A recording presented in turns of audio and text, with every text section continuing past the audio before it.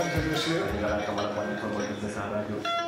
organisateurs de cette importante rencontre, je vous remercie. Moi, j'ai déjà eu le plus grand prix durable de la vie parce que les paysans du Sénégal m'ont nommé président d'honneur.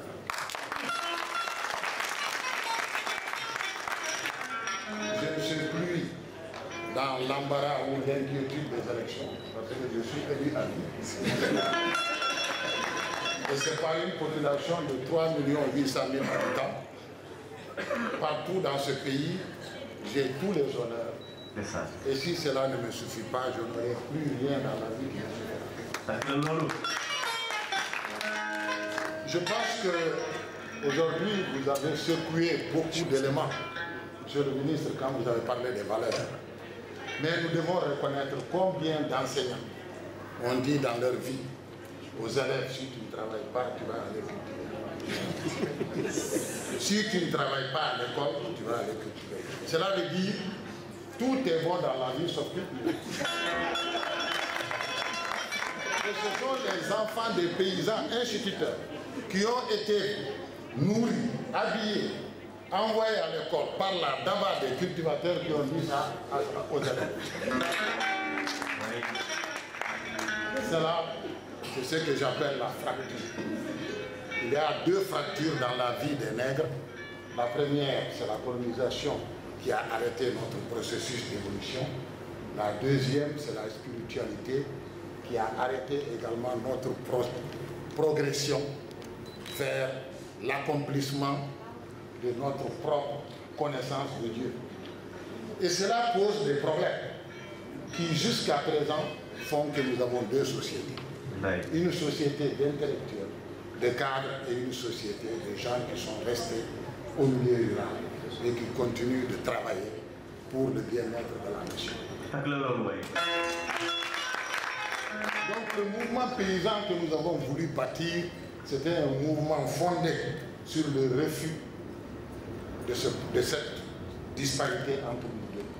Parce que, comme je l'ai dit, il ne faut pas ignorer que les paysans sont les descendants des empereurs et des rois qui ont construit l'Afrique.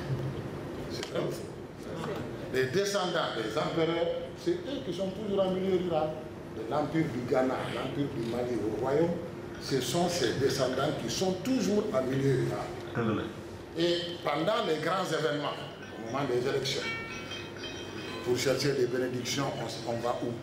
On ne va pas à Dakar. On va où? Donc voilà ce qui a amené des hommes et des femmes pour dire qu'on ne peut pas continuer d'accepter ce mot cultivateur, qui veut dire gratter la terre. Parce que tout simplement, l'agriculture familiale est une entreprise multifonctionnelle. Une entreprise qui s'occupe de l'économie, de la culture, de la religion. Parce que vous vous rappelez tous que c'est cette entreprise qui a fait que nous n'avons pas disparu. Quand les Européens sont venus, ils ont dit qu'ils ont trouvé des corps sans âme. Parce qu'on n'avait pas de culture. Si nous parlons aujourd'hui nos langues, c'est parce que des grands-mères et des grands-pères se sont battus pour nous apprendre. Il le disait, monsieur le ministre. On nous apprend d'où nous venons et qui nous sommes. Et celui qui ne sait pas d'où il vient, il ne peut pas savoir où il va. Et ça aussi, ça fait partie de l'histoire de nous. C'est ce mouvement paysan qu'on a voulu bâtir, qui n'est pas un syndicat de revendication, mais un mouvement pour rétablir les vérités. Un mouvement pour démontrer que le premier métier noble, c'est le métier du paysan. Parce que tout simplement, il vit de son labeur. Parce que tout simplement, il nourrit la nature qu'il a nourrie. Parce que vous savez tous que c'est à travers nos activités que les insectes, les oiseaux se nourrissent. Ces milliers d'oiseaux qui se nourrissent du mil, ils ne cultivent pas le mil. Et tout cela fait partie de la culture que nous devrions comprendre et non pas regarder les paysans comme des gens qui grattent la terre pour faire produire le coton.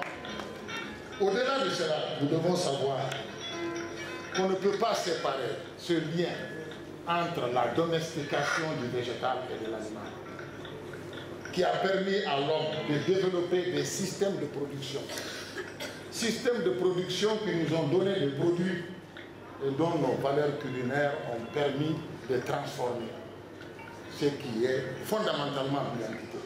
Parce qu'on dit, nous sommes ce que nous mangeons. Celui qui mange des céréales ne peut pas réfléchir de la même manière que celui qui mange de la patate.